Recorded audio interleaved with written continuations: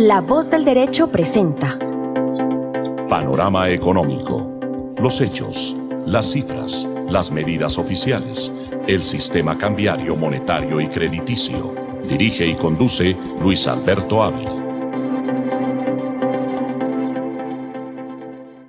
Bienvenidos a Panorama Económico con la dirección general del Dr. José Gregorio Hernández Galindo. Hoy estaremos acompañándoles Alejandro Velandia, Alberto Ávila, en el control máster el ingeniero de sonido Luis Daza. Y también le damos el agradecimiento a Santiago Millán, quien terminó su ciclo de prácticas como futuro profesional en el área de técnica de comunicación, de sonido y comunicaciones. Y básicamente en el campo internacional, pues tenemos los 75 años de la OTAN. Se ha analizado por distintos medios de comunicación que realmente es el comienzo de la Guerra Fría nuevamente y que Estados Unidos anuncia pues instalar armamento y escudos de defensa en Alemania y una carrera armamentística que realmente va a afectar las relaciones entre la OTAN y Rusia, China, pues que naturalmente no le llama la atención a los Estados Unidos. Desde luego, estar generando estos puntos de referencia y más armamento no le conviene ni a Alemania ni al mundo, pero lamentablemente esa es la historia de la humanidad. Una guerra que hemos vivido, la Guerra Fría en la época del socialismo, como lo hemos explicado aquí varias veces, la Unión Europea, ¿qué hizo para detener el socialismo? Pues diseñó un estado de bienestar. Sencillamente no era romper no era irse al socialismo, sino precisamente frenar el comunismo ruso y el comunismo chino, estableciendo muy buena salud para la población europea, muy buen servicio en la parte también obviamente de vivienda. Todo lo que el comunismo en alguna medida le ofrece a la comunidad y a la gente en general, se lo ofrece en el capitalismo, le ofrece facilidades para que la gente tenga vivienda.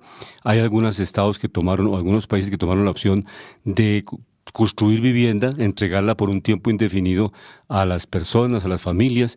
Eso hay distintas modalidades.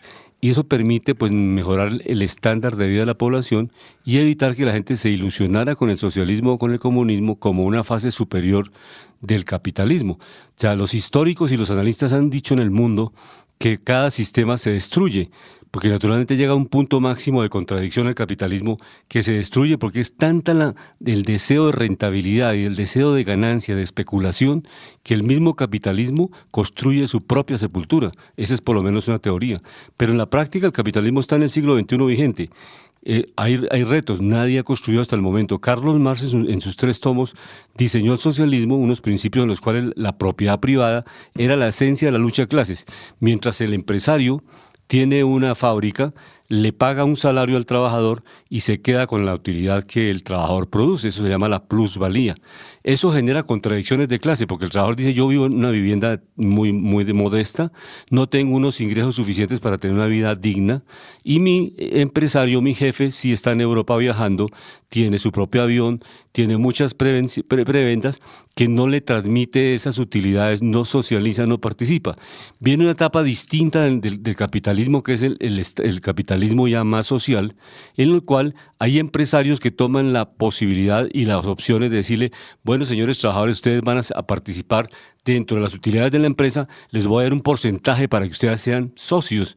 Y eso permitió en Europa que muchas empresas abrieran su portafolio, dieran oportunidad a sus trabajadores para que fueran pequeños accionistas y trabajaran con mucho más deseo y mucha más convicción y compromiso con la empresa. Entonces son 2 sistemas capitalistas, uno de un capitalismo salvaje en el cual unos se enriquecen geométricamente y quedan en el sótano unos trabajadores que van a tener esa contradicción de clase, que ven a sus patrones, a sus empresarios subiendo con muchas utilidades y ellos en barrios pobres, con educación para pobres, con salud para pobres, y los empresarios pues obviamente con todas las privilegios.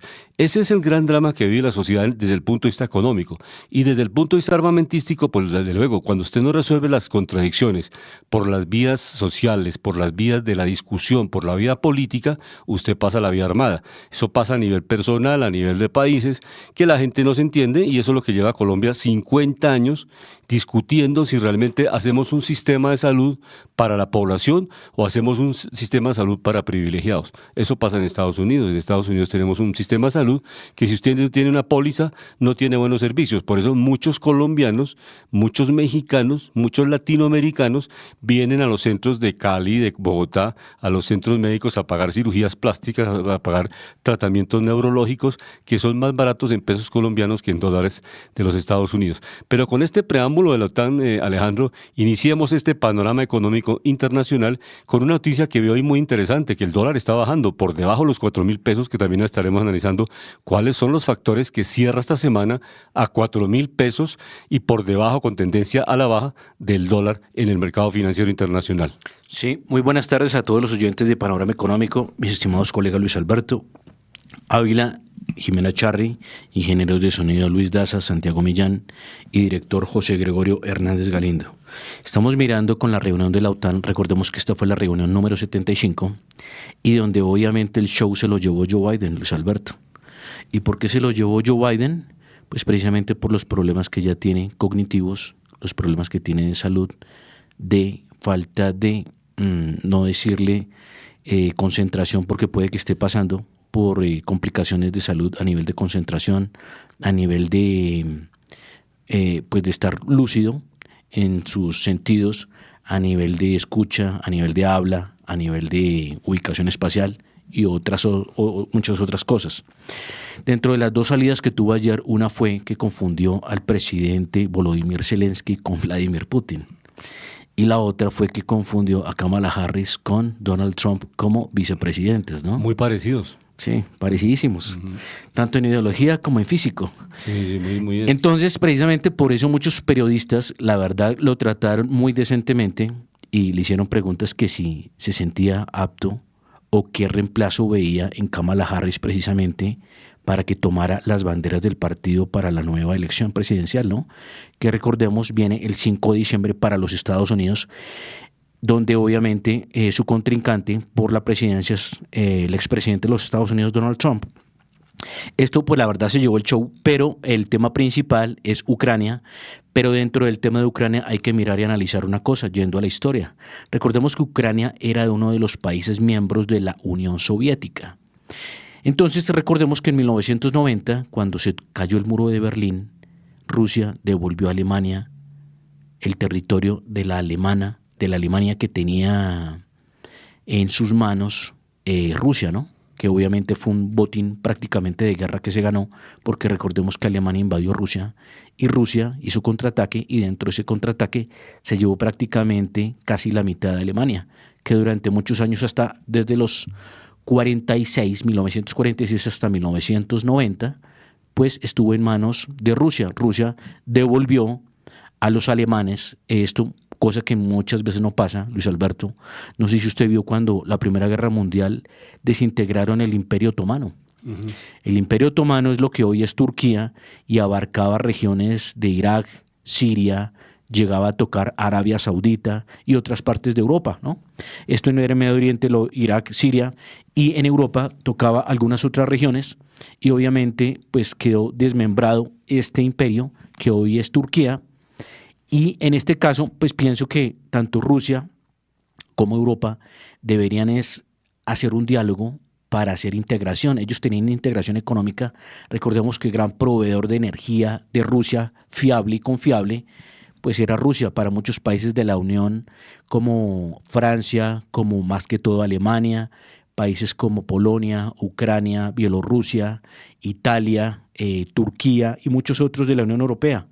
Entonces, pues obviamente, en la administración de Joe Biden se incentivó mucho la entrada de Ucrania en la OTAN y muchas otras cosas, precisamente que era un país de la ex Unión Soviética y donde ellos dijeron después de los años 90 que no iban a meterse en esa zona de influencia. Faltaron al trato, faltaron también a los acuerdos de Minsk y ahí comenzó la guerra. Entonces es importante recordar la historia y más que irnos por un ala de izquierda o derecha, miremos cuáles son las bases y los vértices de esta historia, porque obviamente, mire que Luis Alberto, Rusia muchas veces le dijo a Europa, déjenos entrar a la zona euro y déjenos entrar a la OTAN. No lo permitieron. Entonces, obviamente, no se le puede aislar un país tampoco, no se le puede hacer cerco y no se le puede aislar tampoco del mundo. Hay que hacer también integración, también respetar ciertas ideas, obviamente que no vayan en contra de los países, pero pienso que se puede trabajar en equipo y pienso que Europa también necesita mucho de Rusia, así como Asia, no solo por lo que tiene que ver con materias primas, sino porque los rusos también son buenos en tecnología espacial, son buenos en tecnología militar y también en otras ciencias. Mirábamos en indicadores económicos, en panorama económico, hablando del tema internacional. Miramos, por ejemplo, en la Bolsa de Londres, las acciones más movidas el día de hoy son British American Tobacco, cerrando en las 2.507 libras. Hoy sube el 1.01%. Luis Alberto ya no fuma, ¿no? Nunca he fumado. Con esta industria, recordemos que esta industria es una de las que más genera dinero a través del tabaco, ¿no? Sí, no. Otra acción muy importante en la Bolsa de Londres, el Hong Kong Shanghai Banking Corporation, el HSBC, hoy cierra su acción en los $671. El Barclays, otro banco importante del Reino Unido y de Europa, decía 671 libras, cierra el HSBC. El Barclays cierra en 222 libras. Y este sí cae levemente el 0,07%. Otra empresa muy importante del Reino Unido a nivel internacional, esa trabaja con energía, la British Petroleum Company, cierra en los 453 libras. Y también otro banco por excelencia, recordamos que tenía oficinas en Colombia, en Bogotá, el Lloyds Bank, cierra en $59.10. Sí, pero realmente estos cambios, lo que básicamente se da en el mundo, pues son intereses también. Ningún país, y ese es el riesgo que se corre. O sea, en el caso de China, que tiene pues muchas inversiones estratégicas, y el gran temor que tienen los países es que se apoderen de la información. Y ese es el gran problema, o sea, que Rusia en un momento determinado invada la órbita de los secretos tecnológicos en informática, en inteligencia artificial, y eso permita que en un momento determinado se infiltren en las empresas, y eso Estados Unidos no lo permite, ni lo permite con China, ni lo permite con Rusia. Y realmente cuando no hay una transparencia, no hay un juego limpio, que eso se da pues a nivel personal, a nivel empresarial, a nivel global, por esas razones es que no se llegan a estos acuerdos. Uno quisiera que Rusia y Estados Unidos y China, ese sería el ideal del mundo, hicieran unos convenios para hacer sectorización. Rusia está atrasada en algunos sectores estratégicos de innovación, que no lo tiene en nanotecnología. Por ejemplo, en nanotecnología, Estados Unidos ha hecho un convenio muy interesante con Holanda y va a desarrollar toda esa zona de Europa en nanotecnología con mucho más desarrollo que Rusia. Eso no lo tiene. Pero naturalmente Estados Unidos no le va a entregar eso a Rusia, porque esa es la competencia en materia de innovación. Por esas son las razones de fondo por las cuales estos países no se han podido integrar. Segundo, porque Rusia venía de un experimento soviético, de un modelo socialista, en el cual pues obviamente el Estado era el que manejaba todo, y venía de esa época de Lenin, de Trotsky, de todas esas líneas comunistas, que obviamente eso fue la Guerra Fría entre comunismo y capitalismo. Y por eso Estados Unidos no le entregó nunca a Rusia todos los apoyos que tiene con Europa. Esa es la razón, digamos, de fondo. Rusia después vuelve al capitalismo y ahora está en un capitalismo salvaje, o sea, en el cual hay una dictadura, porque uno con un presidente, independientemente que sea comunista, el Partido Liberal, el Partido Socialista, Socialdemócrata, pero que se quede en el poder más allá de 4 o 6 años, se convierte en un dictador, porque está rompiendo el marco institucional de su país y se queda 15, 20 años, eso se llama dictadura. Si en Corea del Norte hay un dictador, pues es dictador. Si en Nicaragua el señor Daniel Ortega se quedó durante 6 periodos y encima de eso la esposa, la vicepresidenta. Eso es lo mismo que está pasando con China en Xi Jinping, ¿no? Exacto. Que Xi Jinping también está rompiendo eso, y eso que el partido también lo tenía estipulado. En cambio, unos periodos, una alternancia en el poder. Dentro del Partido Comunista. De acuerdo. Pero ya Xi Jinping prolongó eso, y quién sabe hasta cuándo va Xi Jinping. Es correcto. Pero mire que en el caso de Rusia, Luis Alberto, a mí me parece que si no hubiera sido por Vladimir Putin, de pronto hasta Rusia la habían desintegrado en las regiones. Porque recordemos que la Federación Rusa también está compuesta por federaciones, y estas federaciones tienen mucha riqueza. O sea, hay mucha agua. Uno de los países más ricos en agua dulce del mundo es Rusia. Uno de los países más ricos del mundo en gas, y no es el más rico, son los rusos. Y uno de los países más ricos en petróleo son los rusos, adicionalmente a que en el Ártico dicen que hay unos grandes yacimientos que los rusos están detrás de eso, ¿no? Pero más sin embargo, lo que digo acá es que eran unos proveedores muy fiables de la Unión Europea. Claro. Europa perdió mucho peleando con Rusia. ¿Por qué? Era un proveedor fiable, confiable, había mucho oleoducto y había mucha venta de energético a un costo por debajo del mercado. Eso le permitía a países como Alemania, que es gran transformador industrial, tener costos bajos a nivel de producción. Esto que ayuda en la hoja de balance para las compañías, pues a mejorar su utilidad y su competitividad, ¿no? Cierto. De cierta forma fue un error, muchos lo dicen, haber Estados Unidos votado a Rusia a las manos de China, porque los chinos son muy estratégicos, son muy puntuales y son muy pragmáticos. Ellos dijeron, con Rusia aseguramos la energía que necesitamos y ya con el poder económico, militar y político que tenemos, pues podemos dominar más fácil el mundo. Y recordemos que este es un experimento para China. ¿El experimento cuál es? Que esto que está pasando de Rusia con Ucrania es algo que están mirando los chinos con detenimiento con su tema de Taiwán, y los chinos es saber cómo reaccionarían los países, cómo sería lo de las sanciones y a dónde se llegaría precisamente con estas confrontaciones. Pero en este cierre de resumen de la OTAN, lo que muchos le están diciendo en Estados Unidos a Joe Biden es que ya ha mandado más de $200.000 millones para la guerra. Y le dicen, venga, usted sabe con cuántas viviendas para los que no tienen vivienda en Estados Unidos, que son los homeless, se hubieran podido hacer viviendas con más de $200.000 millones. ¿Por qué está mirando afuera de las fronteras cuando acá hay problemas muchos más críticos y usted está financiando es una guerra, no la paz? Sí, le pasa a todos los países. Rusia, lo que invierte en la guerra, no lo invierte internamente. Lo mismo hace Israel. Colombia pasa lo mismo. 50 años de guerra, sumamos los presupuestos de cuánto nos hemos gastado en la guerra, cuánta plata ha llegado por crédito externo para mantener las fuerzas militares, para comprar helicópteros, hacer mantenimiento de aviones, todo lo que implica eso.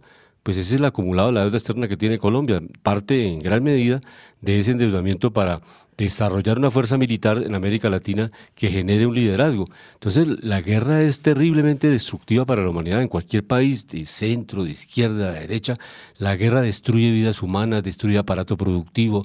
Donde hay guerra no hay producción, donde hay guerra hay destrucción. O sea, eso no es un beneficio para ninguna sociedad en su conjunto. Hay beneficio para los productores de armas, obviamente. Hay unos intereses en clave ahí. Y son los grandes ganadores. Que son los grandes ganadores. O las empresas reconstructoras de países. Si nada, vamos a reconstruir las casas, los puentes, y la deuda, los oleoductos. Que es el otro negocio mejor. Y el negocio de la deuda. Entonces, en eso hay que ser objetivo y aquí en Panorama Expliquémosle a los oyentes cuál es el negocio de la deuda ahí, pues que después de que rompen un país, toda esa financiación que va a pagar el país, ¿a cuántos años se queda ahí? Pues de por vida, ¿no? Claro, 15, 30, 40 años reconstruyendo los aeropuertos, los puertos, la infraestructura, las casas, las viviendas. No, y la deuda de ese país. O sea, esto que está haciendo Estados Unidos y Europa con Ucrania, eso no es gratis. O sea, si Ucrania llega a entrar en la OTAN y llega a entrar en ese eje de poder, ¿cuánto le van a sacar a Ucrania esos préstamos? O sea, ¿cuánto va a tener que trabajar no solo geoestratégicamente Ucrania para la zona euro y para Estados Unidos, sino a nivel económico, ¿no? Sí. ¿Cuánto tiempo estar empeñada? Exactamente. Entonces, esa es la realidad social y política de una guerra. O sea, y obviamente es una decisión mucho más compleja no ir a la guerra. O sea, hacer un acuerdo, porque la gente dice, ay, que se entregó, eso hay que acabar con el último soldado o el último terrorista de Hamas allá en la franja, hay que acabar a todos ellos, y cuando se acaba hasta el último, ya eso realmente es victoria. ¿Qué victoria va a ser cuando se acaban con más de 50.000 vidas, mueren niños, mueren señoras embarazadas? O sea, eso no es ninguna victoria, es realmente un triunfo militar, pero victoria, eso llamar una victoria, eso no es victoria, eso es una masacre, ese es un genocidio mundial, eso cualquier integrante de Comité de Seguridad de Naciones Unidas ya lo han definido así, y ya le han hecho la llamada a Netanyahu, que pues, por supuesto revise esa situación, inclusive al interior de Israel, ya él tiene una grandísima oposición en la cual le dicen, bueno, ya tomó las represalias, ¿qué quiere más? O sea, es que quiere apoderarse de todo el sector del Golfo y hasta llegar a Egipto y llegar con Hezbollah y tomarse más regiones, ¿o qué quiere hacer? No, y respetar también historias y tradición, ¿no? Claro, porque era lo que decía Vladimir Putin, que es que escucharlo, yo no soy ni prorruso ni nada que se le parezca, yo soy, pues obviamente defiendo mucho el capitalismo, soy muy pro Estados Unidos, pro Europa, pero hay que ser claros en algo, Luis Alberto. Vladimir Putin lo explicó, la Unión Soviética era un solo país, habían familias que vivían dentro del mismo país y que apenas se disolvió la Unión Soviética, que eran divididas en varios países.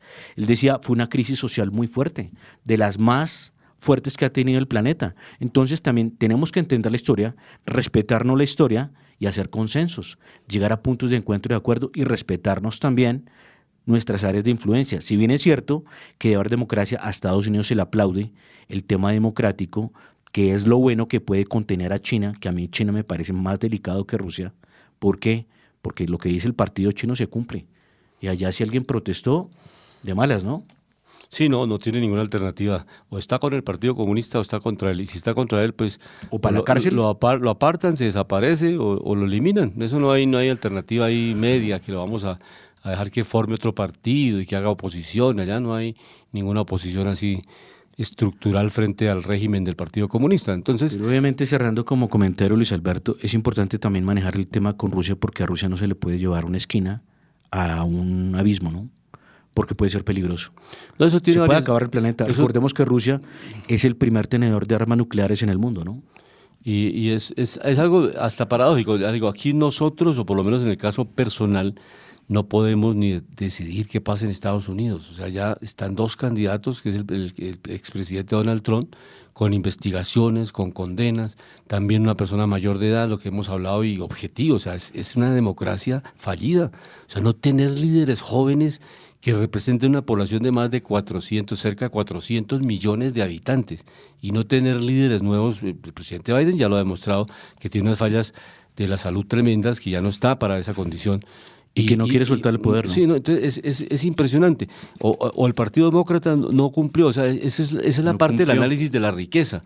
O sea, los dos partidos se quedaron rezagados en la historia, porque ya le digo, la idea central es que yo no puedo decir que el señor de la casa, jefe de casa, porque lleve el mercado a la casa, porque genere unos indicadores positivos, él puede tener 5 señoras, hacer lo que quiera con su vida, y la esposa tiene que respetarlo y decir que ese es el gran marido de la casa. O al Lo revés. mismo le pasa a un presidente, quizá el que sea. No, pues que dio unos indicadores, pero si tiene unas actitudes personales y unos condenas detrás de él, hombre, hay unos relevos generacionales, y ese partido republicano presente otras alternativas. Bienvenido el debate y la alternancia. O sea, si este partido hizo bien las cosas, hombre, relévelo otro señor o señora, ahí no hay ningún problema. De acuerdo. Y si el otro partido lo hizo bien o se genera una alternancia de poder, pues naturalmente pasa el Partido Demócrata en los Estados Unidos y llega otro candidato, porque allá los dos son convergentes, los dos son pro empresa, pro sistema capitalista. Hay diferencias de forma. Uno más que otro, Sí, pero uno más que otro, y hay que aclarar algo también. Eso es cierto, pero Luis Alberto, una cosa es que ya, yo pienso que, por ejemplo, cuando un presidente hace y ejecuta cosas buenas, pues hay que aplaudirlo.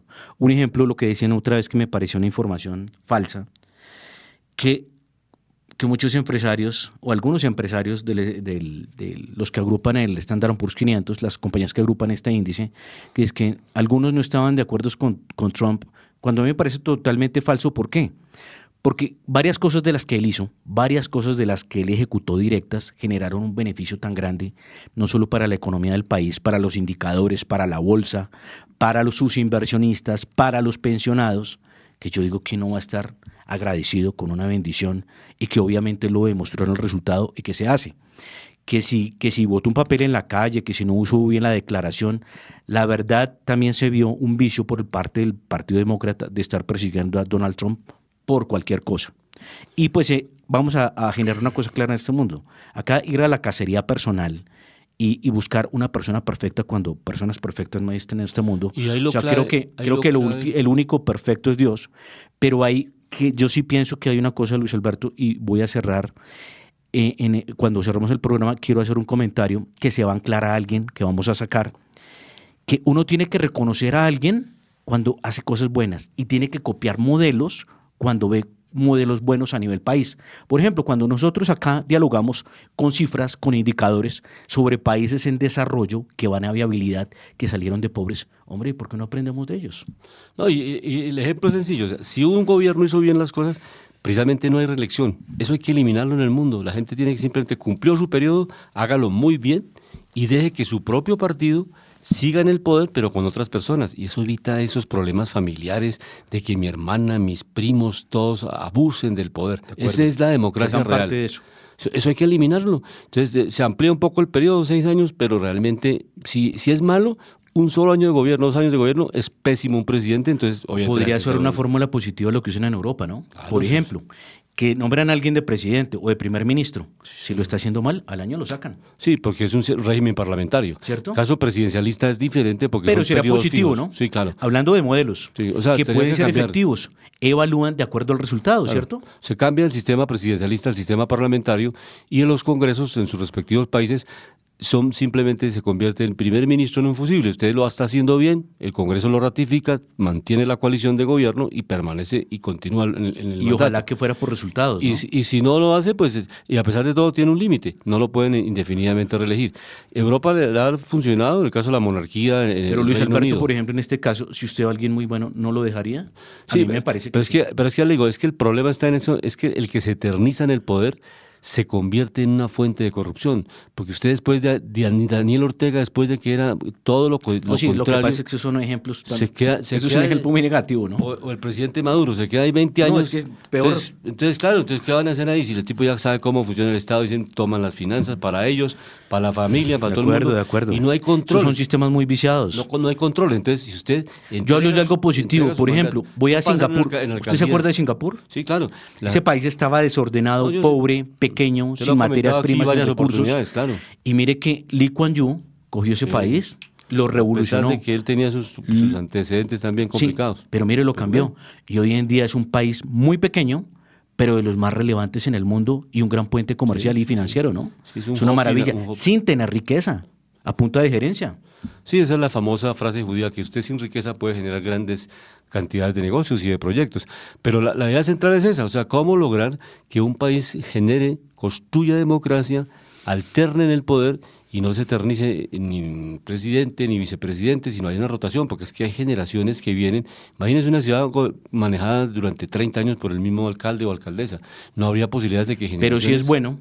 No, si lo hace bien. O sea, si es un tipo de buena gestión, o sea, eficiente, por eso, práctico, pragmático, y resultados positivos. Si los partidos están organizados, van a tener muchos líderes que desarrollan esos principios por los cuales dio los resultados. Esa es la clave. Eso sería una maravilla. Claro, yo di Un unos modelo de resultados. gestión. Modelo de gestión. Hice las mejores escuelas, las mejores salud. No hay cero hambre, ninguna persona muere de hambre en la ciudad. No tiene indigencia. Buen transporte público, sistema muy de buena transporte seguridad. público. Exacto, entonces si hay buena seguridad, ese partido que está ahí va a tener una lideresa o un líder que sigue con esos principios desarrollándolos y evita que esta persona se eternice ahí, porque esa tendencia es perversa. La persona con el poder se enceguece por el poder y termina cooptando recursos del Estado para beneficio personal. Esa es una tendencia casi inexorable, porque una persona que está durante 30 años administrando un edificio de propiedad horizontal, pues empieza a tener todos los secretos y dice, oiga, esto tan bueno y hay excedentes ahí grandísimos y yo aquí trabajando gratis, ¿por qué no tomo esos recursos de una parte? Nadie vigila, nadie controla. ¿Qué es lo que pasa en un país? Todo el mundo tiene confianza en mí, entonces yo hago lo que quiero. Eso se Sí, de traslada al acuerdo. país. Entonces, por eso no es bueno. No se trata del blanco, el negro, el rojo, el amarillo, el partido que sea. Si se dejan el poder eternamente, pues eternamente van a estar robando. Por eso la gran pregunta o la gran incógnita, o para dejar entre líneas, es que el sistema tiene que cambiar, Luis Alberto, y se tienen que contratar unos gestores para que contraten, para que hagan buena contratación y buen manejo de gestión pública, ¿no? Creo yo. No sería tanto por participación, sino sería por excelencia en gestión. Pero mirando el tema internacional, continuando con mercado internacional, miramos a las 500 acciones más representativas de los Estados Unidos a través del Standard & Poor's 500. Hoy cierran los 5.616 puntos y sube levemente el 0.57%. En el caso del Dow Jones, que agrupa las 30 industriales más representativas en la Bolsa de Nueva York, cierra en los 40.000 puntos con un avance del 0.62% positivo. Y en el caso del Nasdaq Composite, que lo vemos ya muy valorizado, Luis Alberto, toca tener cuidado, pues es muy bueno. El sector tecnológico viene teniendo buenas ganancias, buenos resultados a nivel de avance tecnológico, pero cuando usted ve siempre indicadores muy subidos, toca tener mucho cuidado. Recordemos las crisis que tuvimos de las .com, año 98, 2000, 2001. Recordemos la crisis que tuvimos con el Nikkei en la década perdida de Japón también, una subida de rally muy fuerte, toca tener mucho cuidado, pero ¿qué se pensaría, Luis Alberto? Que si se llegan a bajar las tasas en Estados Unidos, inmediatamente, ¿qué empieza a pasar? Pues que empieza a haber más dinero para el mercado de capitales y empezaría a incrementar más el mercado de renta variable, ¿no? O sea, pasaría de renta fija a renta variable, sería el estímulo. Pero entonces miramos que, como hablábamos, el Nasdaq cierra en los 18.396 puntos y cierra positivo el 0.62%. Y otro indicador bueno para los Estados Unidos, que su índice dólar, que es el que mide la fortaleza de la moneda frente a la cesta de las 6 monedas referentes en el mundo, por refugio de capitales, está en los 103,72 y cae levemente, menos el 0.33%. Pero recordemos, está por encima del 100 y cierra en los 103,79. Pero me interesa mucho, Alejandro, lo del dólar, porque es que el dólar cerró a la baja fuertemente. Pero hablamos ya del tema con dólar Colombia. Dólar Colombia, sí. Pero estábamos hablando del también relacionado mundial. También relacionado con Estados Unidos, porque la inflación en Estados Unidos tiene un comportamiento a la baja bien importante. Eso es lo que permite que el dólar básicamente está presentando una tendencia también a la baja. Y pues desde luego va a repercutir en cadena en todos los países emergentes, porque se están fortaleciendo las monedas emergentes. Pero de momento está fuerte, ¿no? Coyunturalmente, ¿no? De momento está fuerte, Sí, porque sí. recordemos que la devaluación tan fuerte que tuvo el peso colombiano, que llegó casi a los 5.200, llegó a estar entre los 5.150, 5.170, pues obviamente la devaluación fue muy fuerte. Y muchos analistas, Luis Alberto, caen en el error de estar mirando el dólar versus peso en el corto plazo. Y el dólar versus el peso a corto plazo no se puede hacer porque desde la pandemia nosotros tuvimos un escenario de una volatilidad muy fuerte. Más sin embargo, hoy en Colombia está cerrando en los 3.927. Esto es lo que tiene que ver el peso versus el dólar. 3.927,50 centavos, hoy cae el 1.20%. Sí. Lo que estamos viendo de que por qué el dólar sigue bajando si el Banco de la República bajó su tasa 50 puntos básicos del 11.75 al 11.25 es porque todavía sigue estando alta la tasa de Colombia con respecto a la tasa que tiene la Reserva Federal de los Estados Unidos. Recordemos que Estados Unidos está en el 5.50, Colombia está en el 11.25. Pero hay otro indicador también que tenemos que mirar, Luis Alberto, con cuidado. Yo diría que no hay que seguirle haciendo bullying y dejar que el Banco de la República de Colombia siga cumpliendo su función de controlar la tasa, de controlar la inflación a través de la tasa. ¿Por qué lo digo? El último dato que nos acabó de salir con respecto a la inflación estaba estancada. 2 meses en el 7.16. El tercer dato, 7.18. Subió. Obviamente subió levemente, pero ¿ya qué quiere decir? Que dejó de caer, la tendencia de caída, y empezó a estacionarse y hasta rebotar. Entonces es importante que miremos eso, Luis Alberto, porque recordémoslo a los oyentes, Colombia tiene déficit comercial y gran parte del comercio se negocia es con dólares. Y si tenemos déficit comercial y se nos sube el dólar, pues por ende, ¿qué pasa? Pues se nos dispara otra vez la inflación y los costos generalizados. Un elemento interesante esta semana, lo registramos con mucha complacencia aquí en Panorama Económico, es la guerra de tasas de los bancos. Bancolombia, Davivienda y varios bancos en el país han bajado la tasa de interés para crédito de vivienda. Eso, hipotecario. La mayoría, crédito hipotecario, que es bien interesante a precisarle a los oyentes, porque obviamente bajó el Fondo Nacional del Ahorro, que es la tasa más barata, 9,3%. La tasa de interés para vivienda, que nuestra audiencia y nuestros seguidores en las distintas redes lo puedan registrar, y si tienen algún ahorro, sus cesantías en el Fondo Nacional de Ahorro, pues tramiten créditos con ellos porque es el crédito más barato, 9.3 al año. Entonces es una tasa muy cómoda para vivienda. Obviamente está el activo por medio y también Davivienda, BBVA, con esta semana estuvimos en una reunión muy interesante con Microfinanzas, también bajaron la tasa a 10%, o sea, sigue siendo el Fondo Nacional del Ahorro la tasa más barata para vivienda, 9,3%. Y le siguen compitiendo porque están en el 11, 11,5, estaba Davivienda, Bancolombia, BBVA España, porque el BBVA España, cuando vinieron a Colombia, dijeron, nosotros vamos a bajar la tasa de interés en Colombia porque es que en Europa la tasa es mucho más barata y la intermediación es más pequeña, o sea, ya ganan menos, pero le prestan a más gente, tienen más negocios. Entonces, tiene dos posibilidades, tener más clientes y compensar esa menor utilidad con muchos más negocios. De acuerdo, pero lo que Se les vinieron a favorece... Colombia y aprendieron fue la lección, acuerdo, pero- ser especulativos en Colombia y ganarse una rentabilidad grandísima, de tal manera que ahora están como despertando porque hay bancos nuevos y además hay bochinche, como dicen los bayunos, ¿no? Hay bochinche ahí con Ban 100 y con unas empresas que básicamente la superintendente delegada esta semana le tocó renunciar porque salía de Servifinanza y estaba como asesora en el sector privado y estaba en la superintendencia, había llegado y le pillaron que no había declarado esa inhabilidad. O sea, yo no puedo estar en el sector financiero y hacer una silla giratoria de pasarme al sector público a regular el mercado financiero cuando había sido acuerdo. parte del mercado financiero. Y Juez y parte del juez y mismo parte del asunto. negocio. Entonces, acaba de renunciar a partir del 10 de julio esta superintendente delegada, que me parece bien que Ferrari tome esa decisión porque además eso es gravísimo en cualquier escenario. O sea, yo no puedo estar de superintendente de Industria y Comercio y haber estado en un sector como las cementeras o como la productora de pañales haciendo las famosas... Sí, no sería muy ético, ¿no? No es muy ético. Pero mire que en Estados Unidos pasó, usted sabe qué pasó después de la crisis del 2008-9, cuando Estados Unidos se reventó financieramente y gran parte del mundo se estalló financieramente. Imagínense que cinco de los banqueros más importantes de los Estados Unidos estuvieron o ingresaron al gobierno de Barack Obama.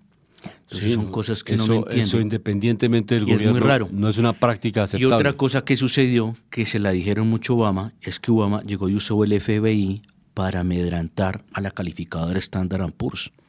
Esa era la ¿Sabe? famosa frase que le decían a John F. Kennedy, presidente, a nosotros los banqueros no nos interesa quién sea el presidente, nos interesa quién defienda nuestros negocios, independientemente que sea republicano o demócrata.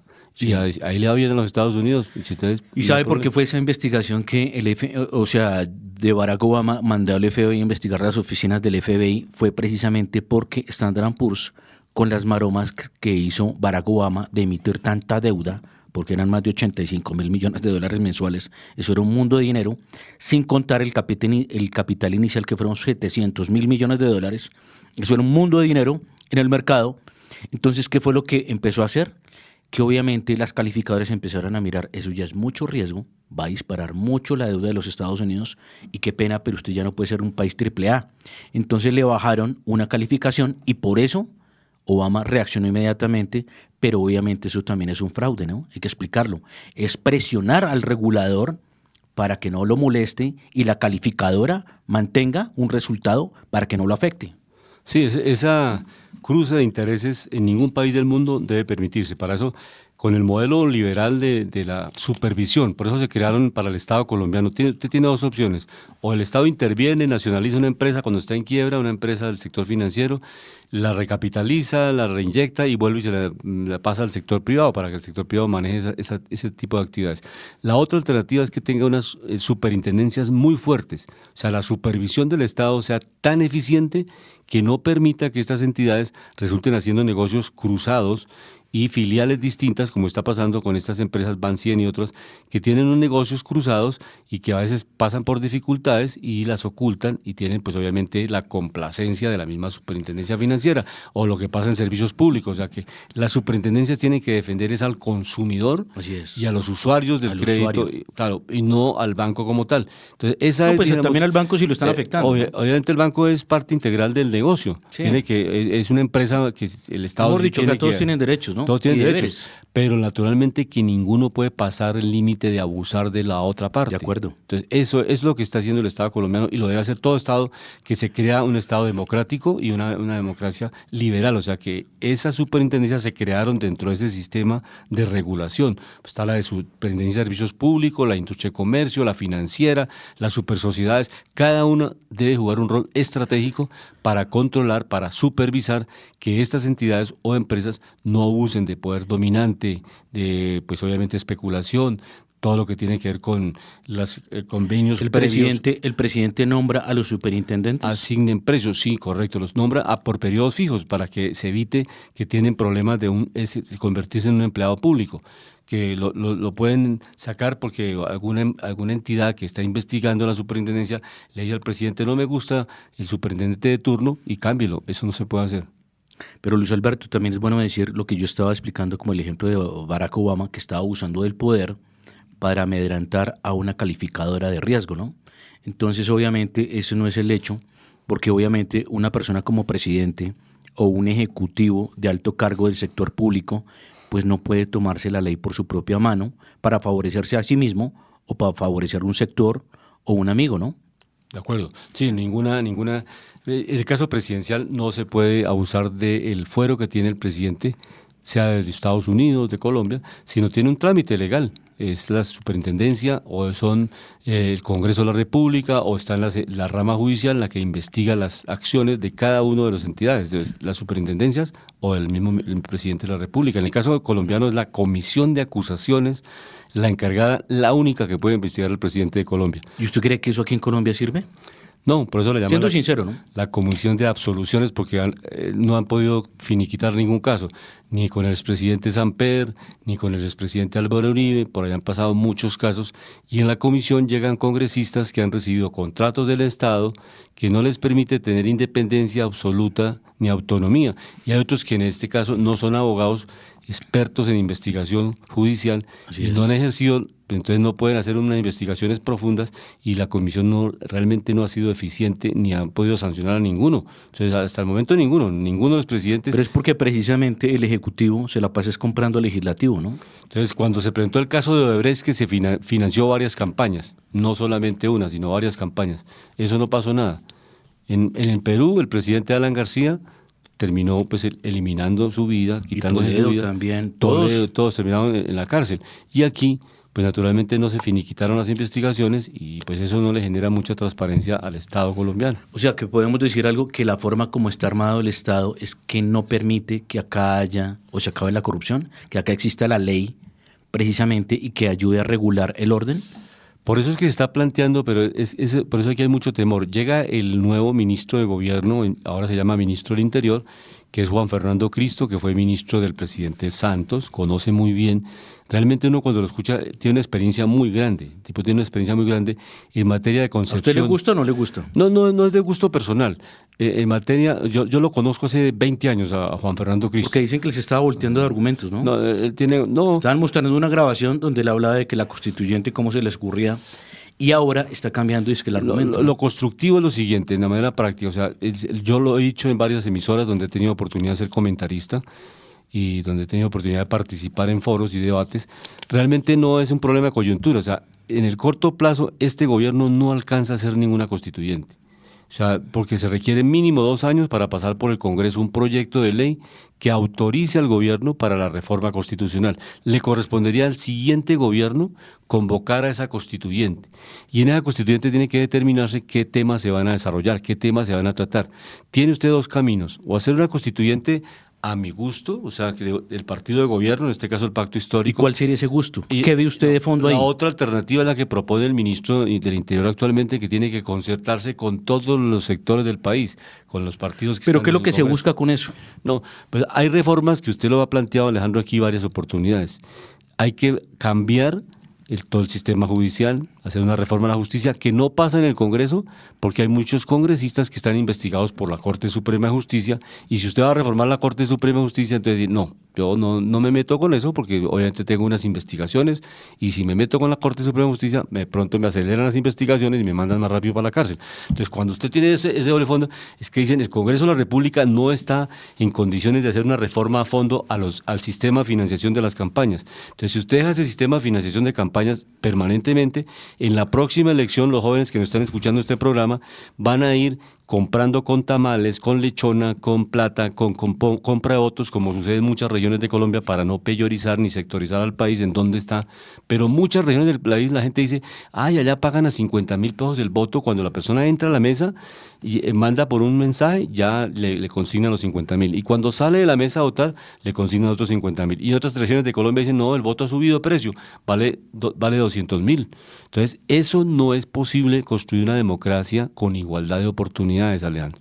Entonces, la única manera, y el Congreso no permite esas reformas porque los que están ahí, muchos han llegado financiados por recursos De non acuerdo. santos. Entonces, por eso es que se dice que se requiere Y una entre ellos, constituyente. y entre ellos ya en el ejercicio les toca hacerse pasitos, lo que se está diciendo. Entonces, una constituyente que sea un cuerpo nuevo, que llegue a trabajar esos puntos en los cuales el país tiene una necesidad urgente de cambiar esas costumbres. Y no son ni izquierda ni derecha. Un país que haga viable que la transparencia sea una conducta de todos los actores en la política. Por ejemplo, y eso Luis lo hace Alberto. simplemente con una financiación estatal. Sí. Si la financiación estatal, usted puede llevar a gente honesta Pero a usted los cree que congresos, a las asambleas. pero usted cree que la financiación le va a cambiar el vicio a alguien cuando está acostumbrado a robar.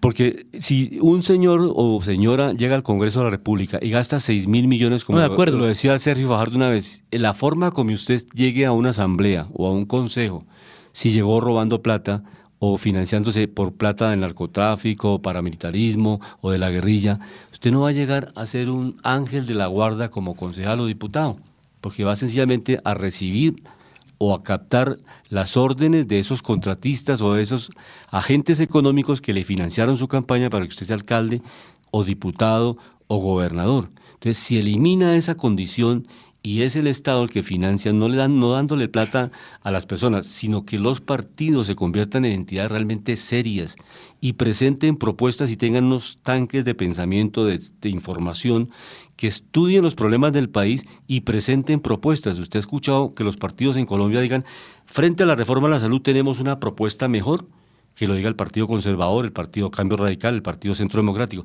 Es que no se trata de hacer oposición por oposición, esa es necesaria. No, y que Pero sea más mejor por allá de eficiencia, y que sea mejor más por allá- eficiencia y gestión, ¿no? Por eso, pero la democracia es necesaria porque la gente debe participar. De acuerdo. Y fortalece el sistema. Mire que Luis Alberto, ya que usted está hablando de la democracia, yo también pienso lo mismo, pero últimamente me he cuestionado algo. Cuando en un país hay gran parte de la población la engañan, la enredan, y es muy ignorante sobre ciertos temas, tomar una decisión es ¿Y peligrosísimo. quién hace ese engaño? Los políticos. No, los medios de comunicación. Hay que reconocerlos desde Panorama Económico. Que También, que hay algunos. medios muy, exacto, algunos, no todos, muy perversos. Le dicen a la gente Algunos. una mentira y esa mentira se convierte en verdad. Repita 10 veces una mentira y esa mentira se convierte en una verdad. Y eso Por le ejemplo, llega a una persona. pero yo y pienso- dicen, sí, sí. realmente esa reforma a la pensión es mala. Le dicen, ¿ha leído De la acuerdo. reforma pensional? Yo Hay no que la he leído, leerla. pero Hay que me mirar dicen, los me dicen puntos. que es mala, exactamente. Claro, Entonces, claro. no tiene Hay que mirar argumentos. los puntos. Claro. Hay que ir a la fuente. Pero hay una cosa muy cierta, Luis Alberto, que el político se volvió muy mentiroso, se volvió muy manipulador y que obviamente no está cumpliendo su función. Yo por eso es que digo que hay que nombrar buenos gestores. Pero hablando de buenos gestores, cerramos con indicadores. 2 minutos para terminar. Cerramos con indicadores en Colombia. Recordemos que la meta de inflación es el 3% en Colombia y la tenemos en el 7.18%. Pasó del 7.16 al 7.18. Empezamos a rebotar otra vez con un nivel de inflación que todavía lo tenemos alto, ¿no? Miramos que la tasa de interés por parte del Banco Central, que la había bajado del 11.75 al 11.25%, es su último nivel, 11.25. Y también recordamos que la próxima revisión es para subida de tasa o bajar la tasa, es el 31 de julio, o sea, de este mes. Pero les vamos a cerrar el programa con uno de los líderes en este momento, bueno, de moda, es Luis Díaz. Él juega en el Liverpool precisamente y hace una referencia a uno de los líderes de este país que también es deportista, que es James Rodríguez, claro. y que obviamente da mucho reconocimiento de lo que yo le decía a Luis Alberto, al que se merece el 10 hay que dárselo, apoyarlo, porque son nuestros héroes. Y ya que se viene la Copa América, por eso hacemos mención y les presentamos a ustedes acá a Luis Díaz. Lucho, cierra los ojos y recuerda la foto con James Rodríguez. Usted estaba con el Barranquilla, James con la Selección Colombia y hoy están a portas dos figuras de la Selección Colombia a jugar una final contra Argentina. Lo soñó así.